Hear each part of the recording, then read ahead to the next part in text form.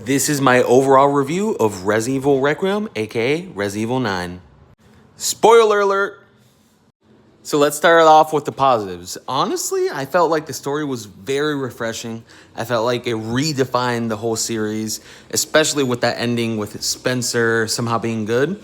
My only issue is, honestly, like in Resident Evil 5, there's a flashback where Spencer, is clearly still evil, and in theory, that takes place after this game because that was his death. So, yeah, I do have an issue a little bit with the Spencer stuff, but other than that, overall, I love the story.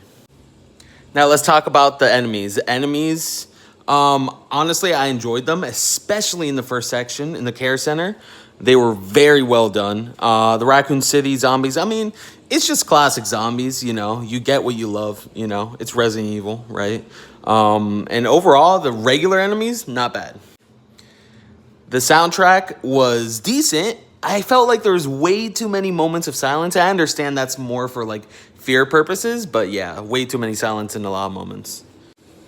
Then if we get to the bosses, honestly, I feel like if there's one bad thing about this game, in my personal opinion, it's the bosses. I felt like most of them were pretty weak, except for the Spider and Hunk. Other than that, the rest of the bosses, it was just shoot the weak spot. I guess that's like classic Resident Evil, shoot the weak spot, right?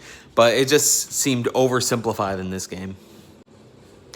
And let's talk about that final boss, though. Terrible final boss. Maybe I'm being too harsh because I was playing on standard at first, since that was the hardest option.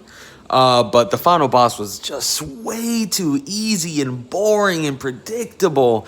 Like, I took this final boss out in like 2 minutes. I felt zero emotion doing it, to be honest. But in terms of emotional impact, overall, I really love this game. I feel like the only negatives are the bosses, and I feel like everything they did unique, for example, Leon being able to throw weapons, or the singing zombies, or other stuff like that, was super awesome. Super awesome. So overall, I'd give this game like an A+ S tier. In terms of my top 5, I'd have it at number 2, just below Resident Evil 4. Let me know what you guys think.